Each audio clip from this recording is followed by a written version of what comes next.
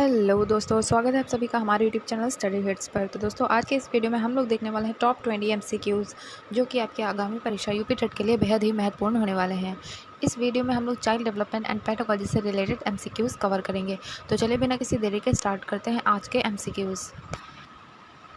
Question number 1, development proceed from general to specific, this principle is called. विकास सामान्य से विशेष की ओर होता है, इसे क्या कहते हैं? A continuity, B integration, C general to specific और D individual differences. So the right answer is option number C, general to specific. बच्चे पहले सामान्य क्रियाएं सीखते हैं, बाद में विशिष्ट कौशल विकसित करते हैं। Two scaffolding is associated with, scaffolding किससे संबंधित है? ए पियाजे, बी वाइगॉत्स्की, सी ब्रूनर और D Skinner. So the right answer is option number C, Bruner. Bruner ने स्कैफोल्डिंग की अवधारणा दी जिसमें शिक्षक सहायता देकर सीखने में मदद करता है। Number 3, which type of assessment is continuous and comprehensive, कौन सा मूल्यांकन निरंतर और व्यापक होता है? A summative, B formative, C diagnostic और D placement. So the right answer is option number B, formative. Formative मूल्यांकन निरंतर होता है और सीखने में सुधार करता है। 4, according to Kohlberg, moral reasoning at conventional level is based on. Kohlberg के अनुसार पारंपरिक स्तर का नैतिक विकास किस पर आधारित है? A punishment, B reward, C social approval और D universal ethics. So the right answer is option number C, social approval. इस स्तर पर व्यक्ति समाज की स्वीकृति और नियमों का पालन करता है। Question number 5, which is an example of intrinsic motivation, आंतरिक प्रेरणा का उदाहरण कौन सा है? A prize, B mark, C interest in subject और D punishment.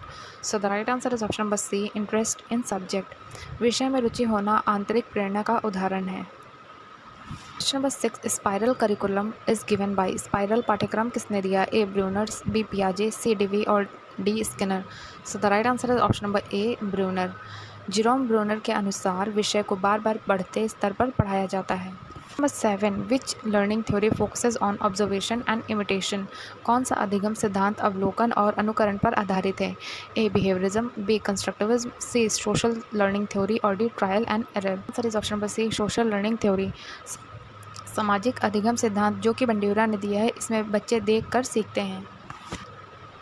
Question number 8, which factor is most important for concept formation, अवधारणा निर्माण के लिए सबसे महत्वपूर्ण कारक क्या है? A rote learning, B experience, C punishment और D drill. So the right answer is option number B, experience. अनुभव के आधार पर बच्चे अवधारणाएं बनाते हैं।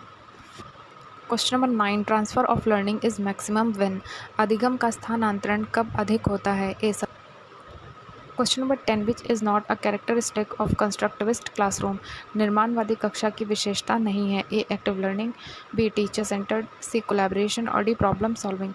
सो the right answer is option number B, teacher centred. निर्माणवादी कक्षा बाल केंद्रित होती है, शिक्षक केंद्रित नहीं।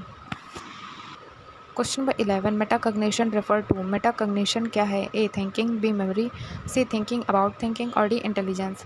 सो the right answer is option number C, thinking about thinking. Metacognition का अर्थ है अपनी सोच की प्रक्रिया को समझना। Question number 12, which type of reinforcement is most important, कौन सा पुनर्बलन सबसे प्रभावी होता है? A continuous, B partial, C negative और D punishment. So the right answer is option number B, partial. आंशिक पुनर्बलन लंबे समय तक व्यवहार को बनाए रखता है। Question number 13, which stage of पियाजे इन्वॉल्व अब्स्ट्रैक्ट थिंकिंग, पियाजे की कौन सी अवस्था में अमूर्त चिंतन होता है? A sensory motor, B pre operational, C concrete और D formal operational. So the right answer is option number D, formal operational. इस अवस्था में बच्चा तार्किक और अमूर्त सोच रखता है। Question number 14, which is an example of negative reinforcement, नकारात्मक पुनर्बलन का उदाहरण क्या है? A giving reward, B removing unpleasant stimulus, C punishment और D ignoring. So the right answer is option number B, removing unpleasant stimulus. अप्रिय स्थिति को हटाना नकारात्मक पुनर्बलन है। क्वेश्चन नंबर 15, क्रिएटिविटी इन्वॉल्व, रचनात्मकता में क्या शामिल है? A memorisation, B original thinking, C repetition और D discipline. So the right answer is option number B, original thinking. रचनात्मकता में नए और मौलिक विचार शामिल होते हैं।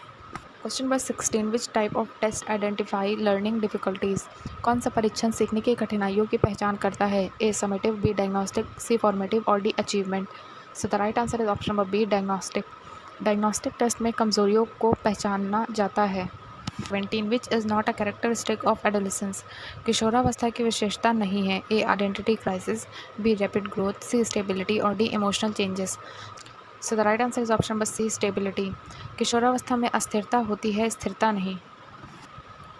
Question number 18 learning curve show अधिगम वक्र क्या दिखाता है। A intelligence, B progress of learning, C memory और D interest. So the right answer is option number B progress of learning. अधिगम वक्र सीखने की प्रगति को दर्शाता है। Question number 19 which is not component of attitude. दृष्टिकोण का घटक नहीं है। A cognitive, B affective, C behavioural और D physical. So the right answer is option number D physical.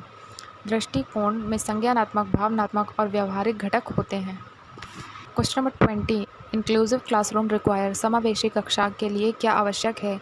A same teaching for all, B flexible teaching method, C ignoring differences और D only lecture. So the right answer is option number B flexible teaching methods. समावेशी कक्षा में अलग अलग ज़रूरतों के अनुसार लचीले शिक्षण विधियाँ अपनाई जाती हैं। तो दोस्तों ये थे आज के top 20 MCQs child development and pedagogy से रिलेटेड। अगर आप लोगों को ये वीडियो पसंद आई हो और ये MCQs अच्छे लगे हो तो वीडियो को लाइक करिएगा और चैनल को सब्सक्राइब करना मत भूलिएगा। मिलते हैं ऐसे नेक्स्ट वीडियो में, तब तक के लिए थैंक यू।